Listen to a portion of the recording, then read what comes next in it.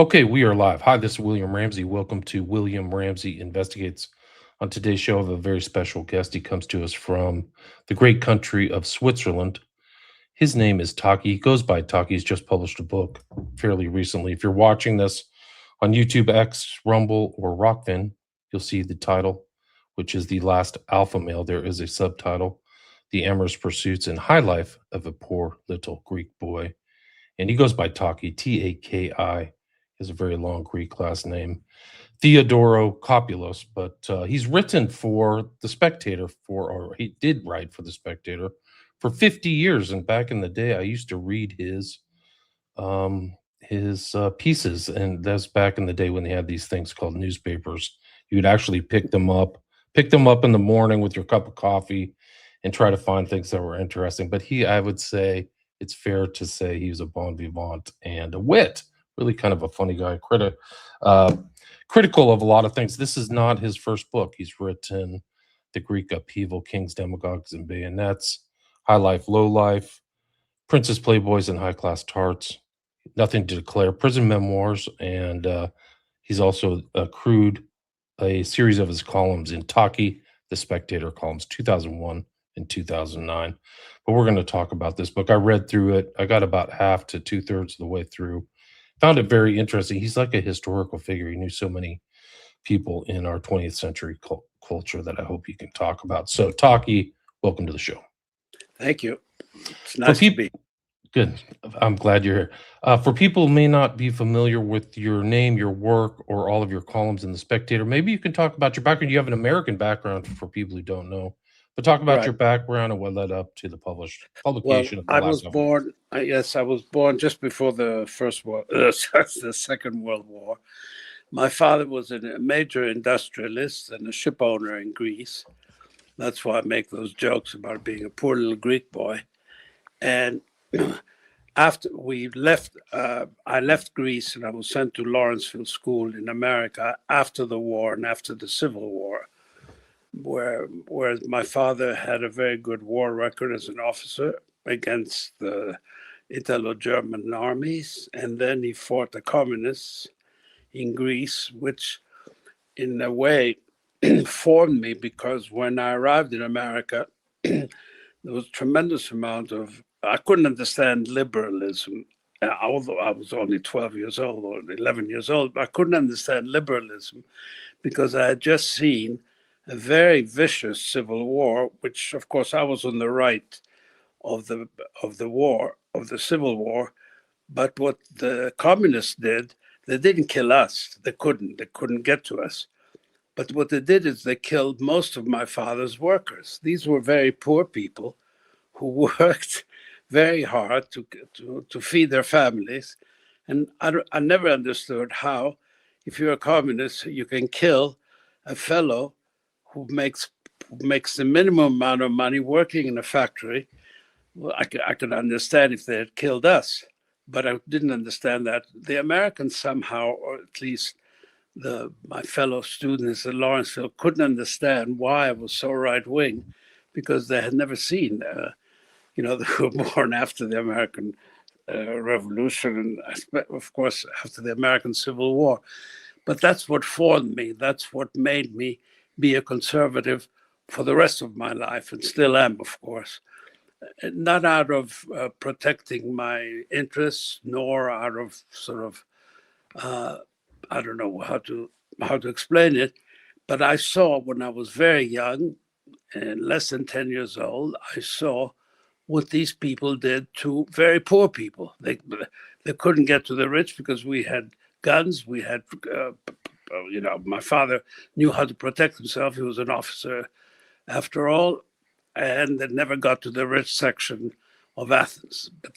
So that that's one thing that I never understood, that other people would fail to understand.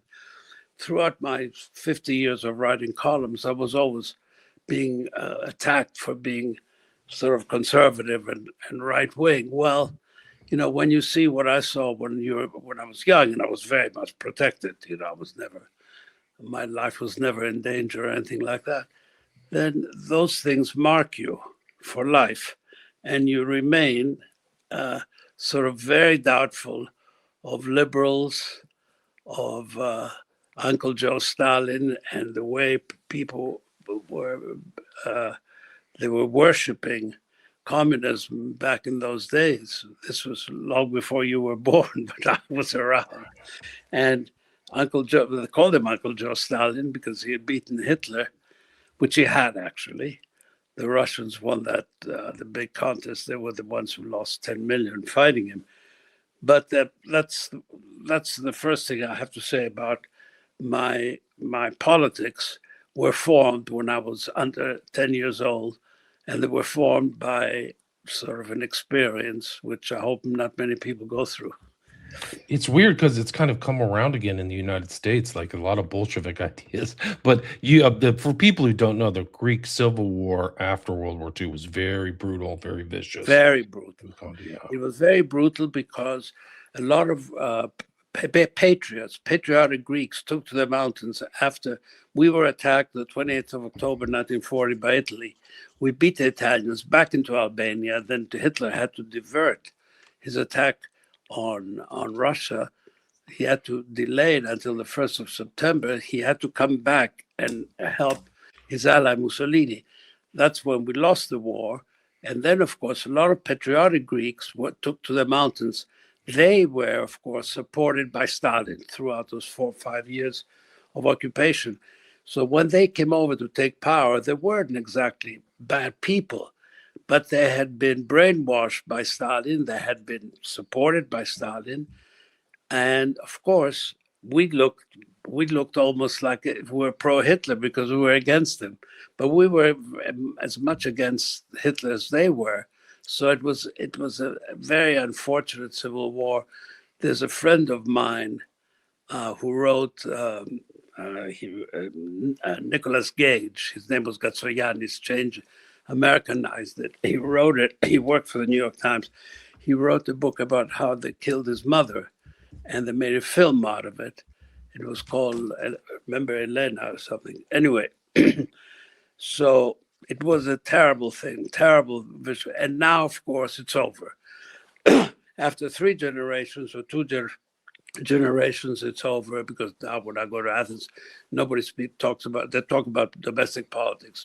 No one mentions the war anymore, not because they did for a very long time, and we were split for a very long time, but I'm very happy to say that this is all over now, and these are grandsons of people who fought on opposite sides, and nobody mentions this. So that's the good news.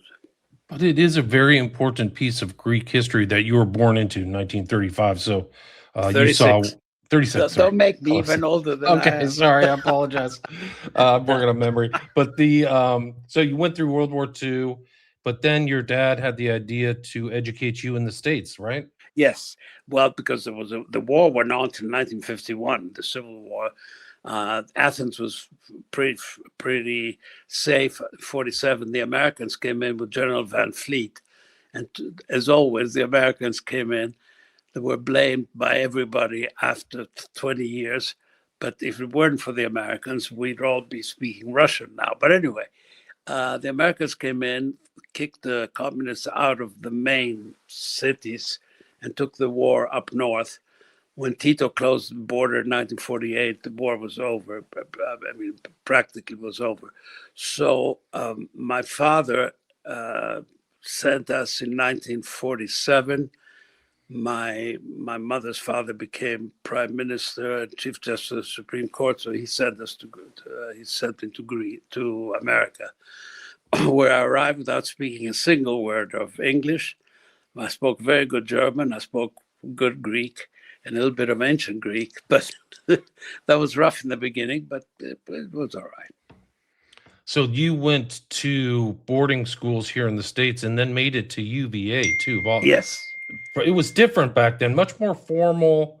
And you said everybody used to wear a tie, and everybody what was that wore like a for tie. you? Yeah. Not only that, I think by year UVA were the happiest ever, because first of all, I learned never to lie or cheat, because I did a hell of a lot of copying to get through prep school. But I'll tell you one thing, the honor system worked back then. and I joined the St. Elmo fraternity. And I was told, and I never lied, never cheated. The honor system worked, and we dressed coat and tie. And the only one who was allowed not to wear a tie at times was a man called George Finn. The reason why he was allowed was because he had fought in Korea and had come back. And the head of the house, Tommy Evans, was a congressman later on. Billy Cook, Budgie Perry, Jerry Folk, they were all wonderful, all Woodbury Forest boys from Virginia. And of course, that's what made me become such a fan of the South. Gone with the Wind South. It doesn't make me very popular nowadays. But it was wonderful. And I loved Virginia, and I was madly in love with 2 or 3 girls at Sweetbriar, which we used to drive to every night to see them. From Virginia, drive back, arrive at 4 o'clock, go to class at 8. It was wonderful. And I was on a book tour for Nothing to Declare, I think, or maybe, I don't know. Anyway, I was on a book tour and I was on the Larry King show. And during a break, there was a telephone call. And this lady said, Taki? I said, yes. She said, my name is Mary Blair Scott. Do you remember me? I said, do I remember you? I haven't slept in 35 years thinking of you. And she laughed and we talked. She was a Southern Belle. She was the prettiest girl at Sweetbriar. And then when I said to her, can I come to see you in Richmond? She said, I've been married. I'm married. I have 4 children. Why don't you just stay with the memory, which I thought was straight out of F. Scott Fitzgerald and wonderful. And that was the last time I spoke to her, but it was great stuff. Right, and back in the day, UVA was still all men, right? So All you men, had to all go. men, all Yeah. men, only men, all under the. Every once in a while, you'd read something in the university paper.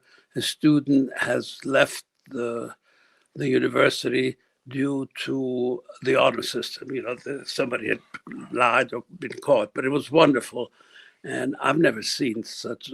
I've never had such a wonderful such souvenirs. We'd all drive to Florida in the spring. The usual things would happen, and it was formal and it was maybe elitist, but that's It's I still a certainly it was a state school back then, right? I mean, it's still always considered a state. state Yeah, yeah, school yeah. with that wonderful serpentine walk that Thomas Jefferson had designed, the rotunda.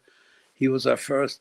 And then when I read that they were trying to cancel Thomas Jefferson, I literally wanted to drive to Virginia and shoot this guy, whoever he was, some lefty student who wanted to get rid of Thomas Jefferson. So Yeah, it's unbelievable stuff. Like, I mean, it's crazy things are going on, in my opinion, in Virginia right now. But I you know. claimed that that was one of the most beautiful places on earth, and you've seen a lot of different places. Well, what's wonderful about post-war, after the First World War, you had the Roaring Twenties. Remember, and everybody, the Fitzgeralds and everybody went crazy. After the Second World War, you had the really, I would call them the fabulous 50s.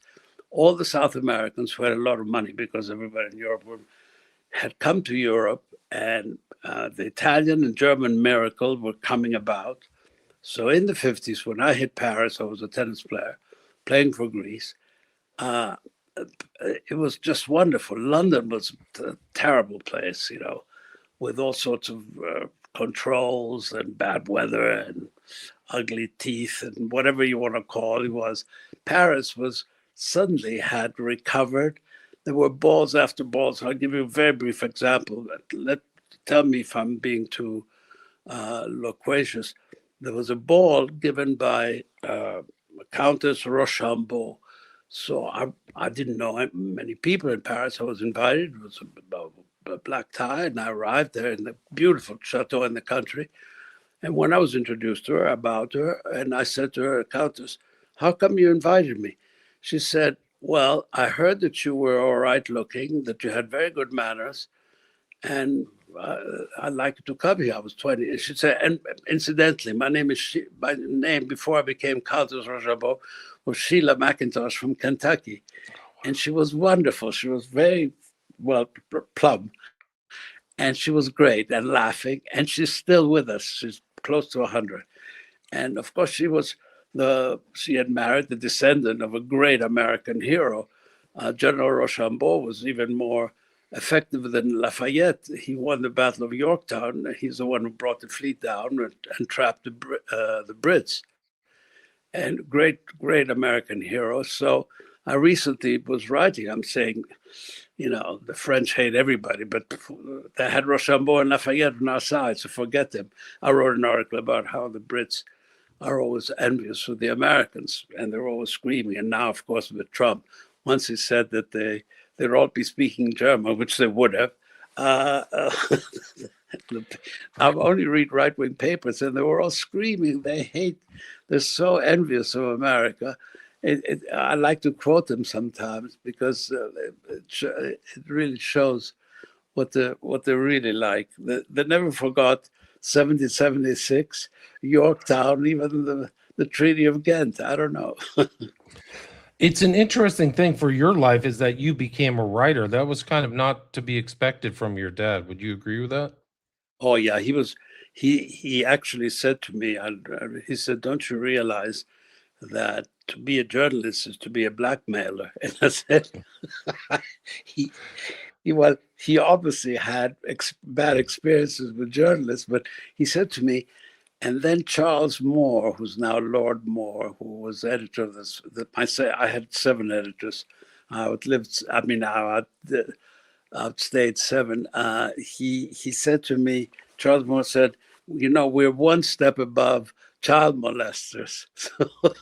Well, I saw it differently because Arnaud de Bourgrave was a famous Belgian who made it a top foreign journalist top foreign correspondent for Newsweek in those days. As you said in the introduction, when they had newspapers and magazines, it was a lot of fun. I wanted, I just didn't want to be another ship owner's son going into shipping. They all did. They still all do. All Greeks go into shipping. Yeah, Onassis, all that stuff, right? Well, all of them. And I mean, why not? Thank God, because that's how the business remains in the families. But I just wanted something different, and I was very lucky to get it. And a lot of help from Arnaud de Bourgrave, and of course, Bill Buckley. Right. So it was William Buckley. You had I think Christopher Buckley, his son, is still writing. But it Yes. took you to a lot of different places in your life. Like you interviewed Eldridge Cleaver and Algeria, London, all these foreign places. Well, yeah, I went twice to Vietnam for Bill, and then I went to Algeria. I remember I interviewed Eldridge Cleaver, and it was a cover story for National Review, because actually, if I may use that word on the air, you might blot it out. I was there, and I finally got to see him, and he liked me. I'm personal. This is 40 years ago. Anyway, he was there in exile, but Boumediene had locked them all up because he wasn't going to allow Black revolutionaries to sort of taint his revolution. They thought they were going to go there because he offered them asylum. But anyway, they were locked up in a house. Anyway, he said to me, "Boy, what would I give for a hamburger and a piece of ass?" So I said to him, "Mr. Cleaver, all you have to do is go back to America. You can have both there. And your wife is a great beauty." I mean, I said to him, "I look at her pictures and I envy you." Anyway, he tried to intimidate me. When I said to him, I thought his wife was beautiful. I don't intimidate easily. So we laughed. At the end, he laughed and he came back and did his time. And I read the reason it struck me is I read Soul on Ice when I was in college a long time ago, 30 years ago. So it was interesting. A lot of people ended up in North Africa, Leary and Weather Underground people and a lot of that stuff. Yeah. And the other interesting thing is that you mentioned Jodie Foster in this, which I just interviewed John Hinckley. So it was kind of interesting to see her name pop up. Yeah. Well, I don't know her. I've had dinner with her a couple of times because of common friends in London.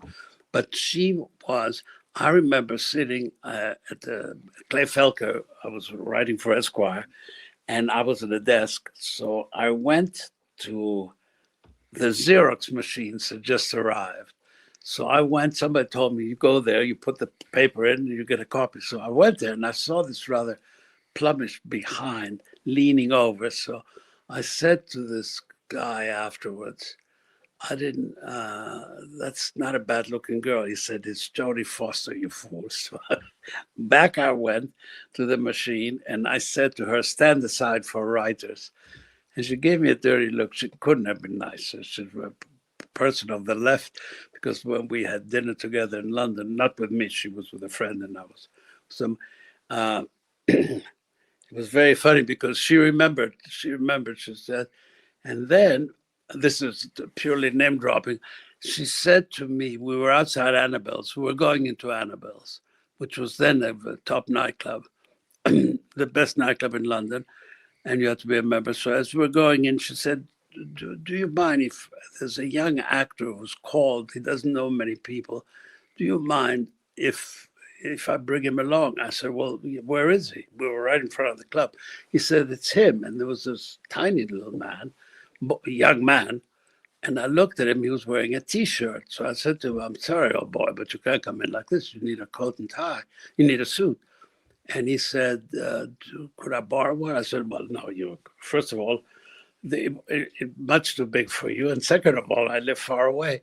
And that was a young man called Tom Cruise. I never saw him again, but I remember with a T-shirt.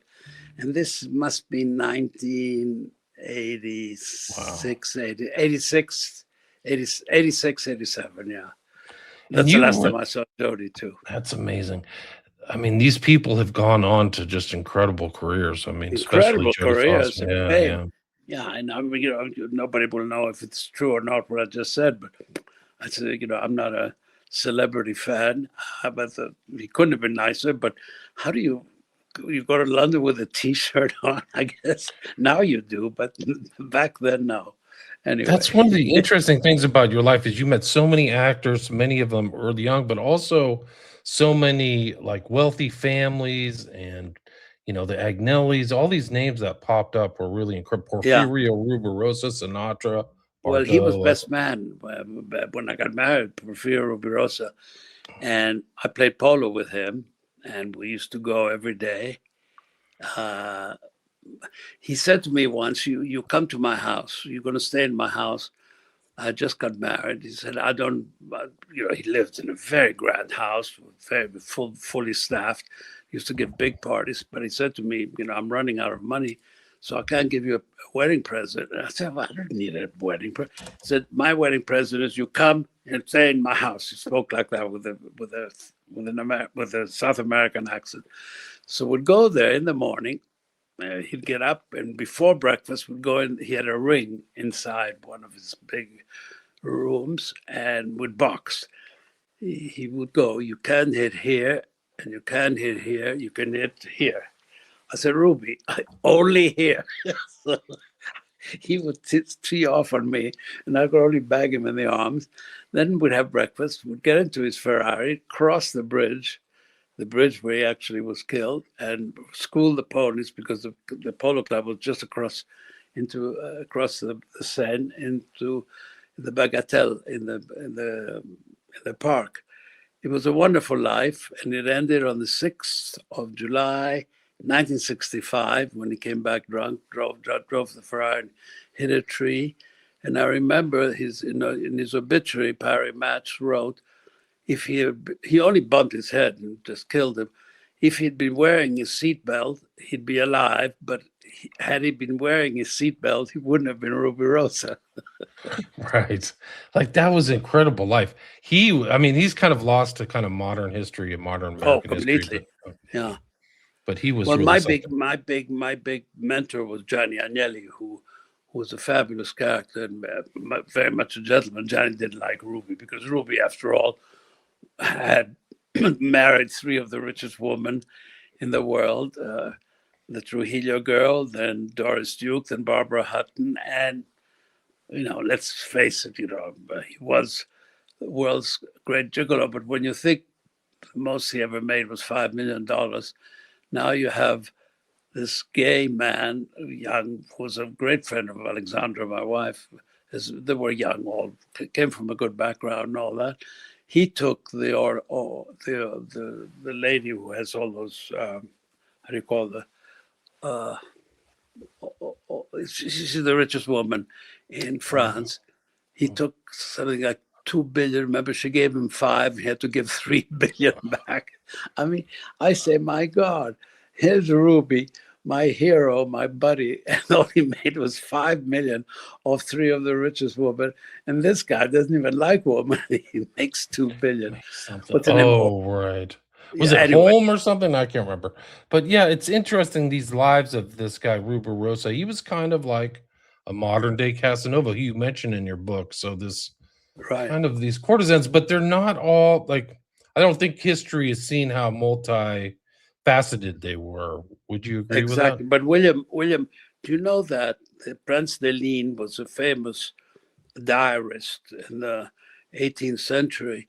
And the Prince de Ligne said, he wrote, and what's his name? What's his name? I can't. Prince Deline. I don't know who that is. Edmund Wilson, the great critic. Yeah. Edmund Wilson. He said that Casanova was far more interesting than Rousseau, Frederick the Great, Louis XV, because he knew all these people. He had read them. He knew them. He said Casanova was just one of the great, and he only wrote one book. It was his memoir.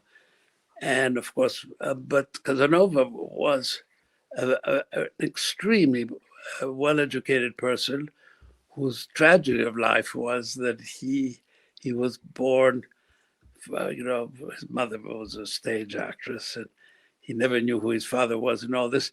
But apparently he had a fantastic brain, but because of his propensity for hookers, nobody took him seriously. But right. They just took him seriously as a lover, not as an intellectual or a cultural. No, right. And basically, he hated that. He was an intellectual, and his confessions were very, very. But I know because Prince Celine was my favorite historian. Anyway, but Gianni Agnelli, to get back to him, was the most charismatic figure after the war. He had a good war. He fought, of course, with the Italians in Russia. And he was a terrific, he owned Fiat, a terrific art collection, terrific houses. He was extremely good looking himself. All he did was, I remember his big thing was how to hide his luxurious life. He built a boat once. I remember an enormous boat that looked like a tug. People do it now all the time, but he was the first one to do it. And on the maiden voyage, and this was when they were blowing everybody up in Italy, and the Red Brigades were killing the rich. Days of Lead or whatever it was, yeah. Right, but he never had bodyguards. He drove himself very fast. You never knew what he was going to do, and it was very difficult to pin down. But anyway, he had this boat because they didn't want the newspapers to show him going into and out and stuff. He always had sailing boats anyway, were beautiful small sailing boats. But in this boat, he could hide himself. It looked like a tug. And I was on the maiden voyage. Out we came from Villefranche, and the boat started to pick up speed. And just then a Chris craft went by with some girls who took off their tops, and they yelled, "Ciao, Johnny." In other words, 100 yards into the sea, and he was already recognized because you couldn't very well miss it. So I'll never forget. He said, "There goes $18 million." He thought it was good. I don't know if the rich and famous are the same they were in the 50s or 60s. That seemed like a different year. I think it was just part of the 50s optimism after World War II. Would you agree with that? I totally agree with you, William. But look at this. I wrote about when Jeff Bezos got married in Venice this summer. I don't know Jeff Bezos, and I don't know the Kardashians and all those people. But I read that there were counter demonstrations and people screaming. So I wrote an article for Taki Mag, which is my website now, right, for the American Conservative. I wrote an article saying I went to 2 grand balls in Venice in the 50s and 60s, the Volpi balls. And I remember as a young man coming out of the gondola to go into the palazzo, and people locals were cheering. They were clapping us, and I said, "Why are they clapping us? We're nobodies." This is to show, because then people admired whatever you call glamour, or they admired money or whatever. Now people resent everything. So I thought Bezos had very bad taste to do it in Venice, but that's his business. I'm not criticizing. I couldn't care less. But in those days, society was different because it acted differently too. Society was very well behaved, meaning what they did was in the bedroom, and it stayed in the bedroom. The bad things they did stayed private. Now people behave badly openly. So I guess I don't know, but I remember it struck me that we were cheered coming out of a gondola, going into a ball when people were very poor back then. And now where people are not so poor, they sit there and they scream and they throw insults at that stuff that, mind you, we didn't have Kardashians and people like that all dressed up and showing off in those days, but still. It seems like a more conspicuous consumption in Bezos, like it's over the top. And Yeah. I mean, in Venice or in Caribbean, they show up with these huge yachts. They're just extraordinary. Like, what do you really need No, that? not only huge Yeah. yachts, and they have another yacht where the crew lives and where all the machines are. I mean, it's just terrible. Yeah, And it's a believe me, little. I'm always on the side of the yachtsman, but it's no fun. I've been on those boats. First of all, you don't feel at all. I've never owned a boat like that. I've only owned sailing boats because you feel there's a big difference sleeping on a bunk next to the sea and sleeping in an air-conditioned 25 cabin super yacht, which you never even sometimes even see the sea, with 30 crew, with thick carpets. No, that's just conspicuous showing off. That's all it is. It's not. Nobody needs big as those big boats. They rock, funny enough, more than the small ones do. So if anybody tells you I'm seasick, that's why I have a big boat. It's BS. The bigger the boat, the more it rocks. So no excuse for that. Just typical conspicuous consumption and showing off. Right. And you've been around, you've seen these kind of like things where revolution or leftist ideas were in vogue, things like that. You talk about Jane Seberg. It seems like they come around cyclically. Would you Yeah, agree with that? And what's your take? Yeah. well, I tell you, I think it's less so now because don't forget that while the Soviet Union existed, they paid tremendous amount of money, and a lot of people, journalists I know, have come out now and have accepted the fact that the Soviet Union had a lot of money and paid off a hell of a lot of journalists. I'm sorry to say that, but the journalists that took Soviet gold and they wrote some terrific stuff for the Guardian and for all the left-wing Le Monde and all the Greek newspapers, and of course that during the Cold War there were so many socialites played along, especially in Paris and in London. To be left wing was chic. To be right wing was old fashioned and stupid and whatever you want to call it, fascist, whatever. I never changed, but you'd be amazed at the amount of people I knew, especially young people in Paris who came from very la-di-da, good backgrounds, who were very left wing. But don't forget It's like that that today. Yeah. they read newspapers and they read news, and a lot of journalists, sorry to say, were on the take. There was nothing illegal about it, but the difference was that the capitalists never paid journalists. They tried, but usually successfully or not, I don't know. But if you're writing for, let's say, the Wall Street Journal, you don't expect that some big shot or James Diamond called you up to ask you for a favorite piece. Well, the Soviets did, and a lot of them have come out. Nobody will know any names I can mention now, and most of them are forgotten also because communism has been dead almost for 30 years now. But before that, the battle to be on the side of let's say very left wing was very chic, very chic. I remember Barry Diller with the unfused where they came. Diane Alpha was in there. They came on board this boat, and there was riding for Bill Buckley, and I remember him plays the big shot now.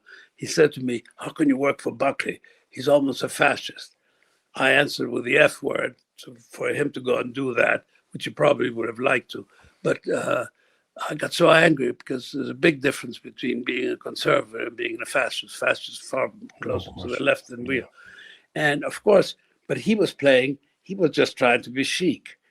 Barry Diller is on the side of Soviets. Of course not. He wants to, he's a shark and a multi-billionaire, and he'll eat you alive if you can. But of course, and I remember it distinctly when he came on board. I felt sorry because I didn't think he knew. He was on board the Yarkos, a beautiful Creole, 180-foot schooner. And the first thing he said was, "Oh, how can you work for Buck?" The next thing I know, it was pictures with Bill Buckley all over the place. But anyway, so the double standard, people always played left wing. It was chic to play left wing. And Hollywood led the way. And the New York Times and Vogue and all those Newhouse papers led the way. It was always chic to be left. The New Yorker was a wonderful paper. Now it's completely very left-wing magazine. Why is that? Because it's chic. And it's still the same way. I think it's still chic. A lot of these people, it's like a persona, a presentation. Sure. Anna Wintour, I've known her for years, since 40 years. I think I'm the only man who ever made her cry because I got so angry at the crap she was spouting. Anna Wintour works for the new houses. It's got, but it's chic to be left wing. She's still that way. And they will never admit, they have no rapport with a hard-working guy in Mississippi. Nothing to do with them. The only who buys them wannabes in New York and Los Angeles. So, William, you know that better than I do. So when they talk about the common man, they wouldn't know a common man if they ran across him. They wouldn't recognize him. They'd think it's some actor. Anyway, it's really true. They're really just in their own bubble. You've been around. You've seen a lot of different sex scandals. You wrote about the Profumo affair. You've seen a lot of these people's personal behavior, and you wrote about Epstein as well. Can you talk about that? Well, the funny thing is, I never missed a column for 46 years in the Spectator. I liked writing once a week, and I used to write 3 or 4 columns a week for different. So one time I wrote about Epstein because I was seeing some girl who said to me, "Epstein would like to meet you," and I said, "I don't want to meet a pimp, blackmailing pimp or something." I called him all sorts of names, and she said, "How can you say these things?" I said, "I can tell. This guy's a scumbag. There's nothing worse." I've never met the guy. I lived literally 200 yards down from the street from him. I lived on 71st and Park, and he was on 71st, and between 5th and Madison, and I was between Park and Madison. So I've never seen him, but I'd heard enough that I always thought you don't go from high school education to become an advisor to Wexner and all these big shots. He became an advisor because he was either blackmailing them or pimping for them. There's no in between. You don't become an advisor to people who have 10 times your education and your experience in business and money. And I remember recently, about 3 months ago, I sat next to this man called Black from Apollo. What's his first name?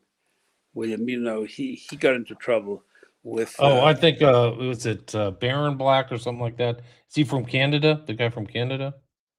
No. That's Conrad Black. Conrad Black, yeah, no. No. This guy's a big shot, the big black male with his girlfriend, Russian girlfriend. Anyway, I was seated next to him. I found him very unpleasant. The feeling was mutual. He didn't like me either. Anyway, we're at a private dinner, so nothing happened. But he his emails have all been published in all the newspaper, the few newspapers left, where he's saying, "Why should I justify to me? Why should I be paying you $3.5 million a year?" This is to Epstein, but obviously, I mean, a black build-up Apollo to the multi-billion-dollar business. Why does he need a guy with a high school diploma, perhaps, to advise him in business? It was obviously pimping for him or blackmailing him, or one of the two. I didn't want to bring it up because my hostess that day is a great friend of mine. I didn't want to bring up, obviously, his friendship.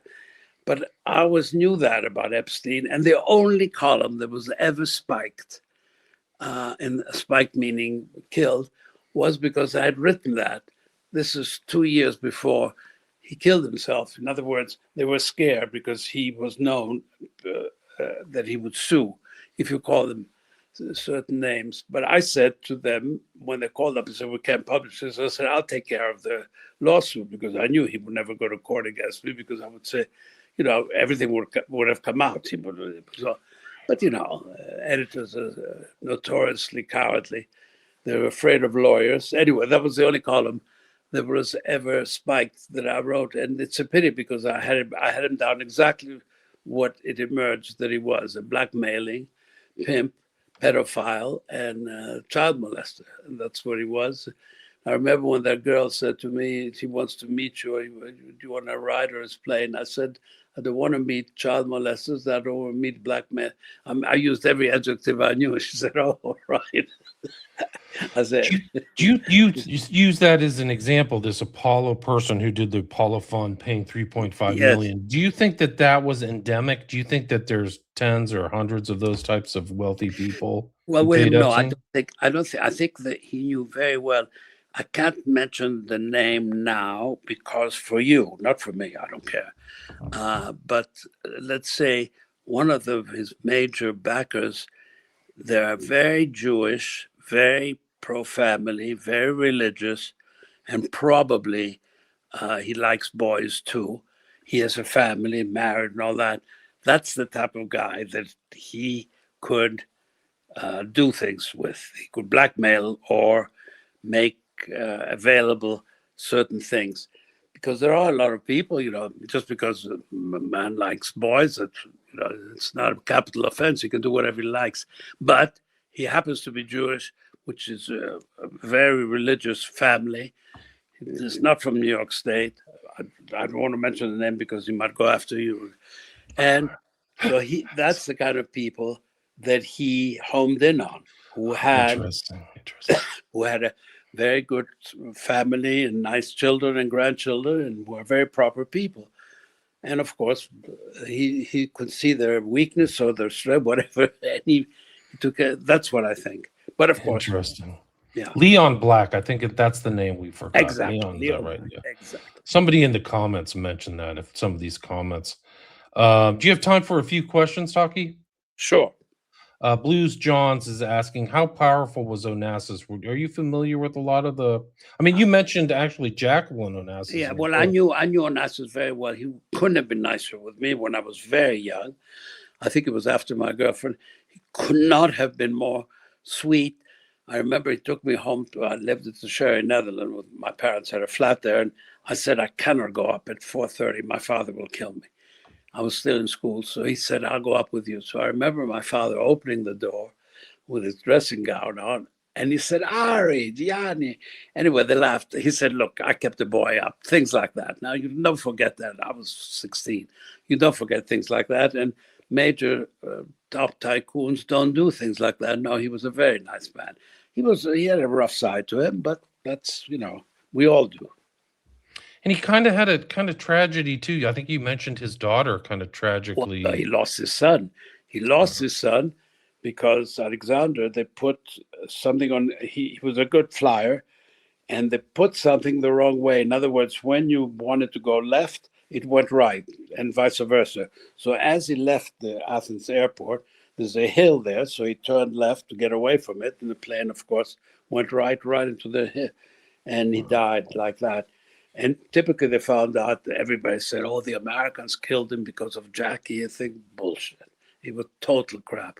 He was just the thing that makes the thing go left and right was put on the wrong way by some bloody mechanic, and the boy killed himself. Then his daughter, of course, died after his death.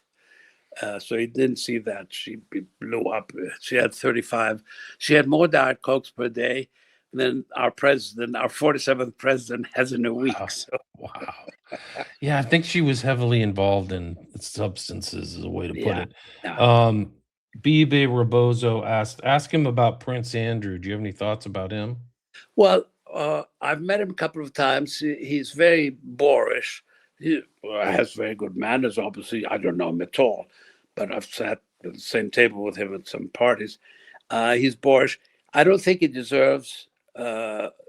First of all, I had no idea that his older brother, who I don't like, could take his title away from him. Since when? Anyway, the Brits do anything that suits them. I think he's got a raw deal. He fought well in the Falklands. He flew decoy helicopters to decoy the planes that were attacking. The Argies were good pilots because, and I think he doesn't deserve the abuse he's getting from the Fourth Estate. Every cheap journalist attacking him nonstop now. I don't think he was particularly a nice person, but he never bothered anybody. I don't believe anything about he paid 12 million and then the suit continues. I never understood that, and I'm sorry if the girl says, you know, he probably did go with a girl, but since when in real life do you ask a girl that could be 18 or 17 or 19 when she's presented to you by Mr. Epstein and Miss Maxwell, whom I knew well? I mean, I think he got a raw deal. He's not as bad as the press make him out to be. That's all. Interesting. What's your thought about Ghislaine? I mean, was she was, do you think she was the smarter one between her and Epstein? No. Okay. She was, Ghislaine was taken seriously by the Brits because her father, everybody thought was multi-billionaire. her attitude changed after it was discovered that he was a crook, and that's all he was, and a bully and not a nice person. And she came to America and she had to remake herself. She became extremely nice. I've written this. I remember I was with my wife. We're sitting in a cafe in Saint-Tropez, and my boat was there with all the crew. And she came up and she said, please, can you come to this party I'm giving? And we were both a little bit, how do you say, when you have, when you're just allergic to her, because she was very much sort of working like a PR person. And I was never, so I remember I said, we'd love to, but we're leaving. Look, at the crew is ready. We're all going to leave. And of course, Alexandra said to me afterwards, now we have to leave. And I said, no. She said, come on, it's very rude. So we got up and we left. I lost my beautiful space in port, and we went down. So anyway, no, she was not. She was. She just hung on to him, and I think the newspapers, most of them, have it right. She's not as bad as some of them say, and she's not. She's no saint. But, 20 years, I think, was a lot. She deserved less prison time, I think. And this is your magazine. I don't know if you can see this, but that's Taki's magazine. So it's takimag.com right there. And that's you practicing. Well, we're now with the American Conservative. Taki Mag has been taken over by the American Conservative, which I also started in 2003 to stop the war in Iraq, along with Pat Buchanan and and Scott McConnell. But anyway, in those days, I could fly like that. No longer. Gotcha. And then the book, The Last Alpha Male, is available right now on Amazon, right? Amazon, yeah. You can buy it on Amazon. Is there anything else that you'd like to add or anything I missed? I've talked to you now for about 50 minutes, and we've had a lot of live listeners and a lot of questions and stuff like that. Is there anything else you'd like to add? You've been most wonderful host, and I want to thank the listeners and you for having me. And that's all. And I described this book as I wrote that some fool in Greece called Taki called it the greatest book ever written, after the Bible, of course. And somebody took it seriously and wrote a very rude note to me saying, "How can I was making fun of myself, of course. Anyway, it's a fun book. The pictures are very good too. It's very Thank you funny very much and for having yeah, me. very first person, and it's a difference than this kind of shrill, Oh no, judgmental mentality that's out there no, no, today. It's no. like, I think it's you know, important to have fun in life. yeah, I think you're right. It's such a difference than just this kind of like condemnatory culture we have now, and going, it's Yes, just you're stifling. very true. Condemnatory culture, and everybody seems to be so depressed. Yeah, And let's say long ago, when people had very little money and very little comforts, everybody seemed to be in much better mood, yeah. less Everybody's in a angry. bad mood, and that's Yeah, what you wrote at the last chapter. It was like, we are now prisoners of a stifling yeah. cultural uniformity. I think that's really true. So And it's a great way to end the book. Yeah. yeah. Taki, thanks so much for your time. Really appreciate No, it. I thank you. No, I thank you, and I thank the listeners for putting up with me. And thank you very much.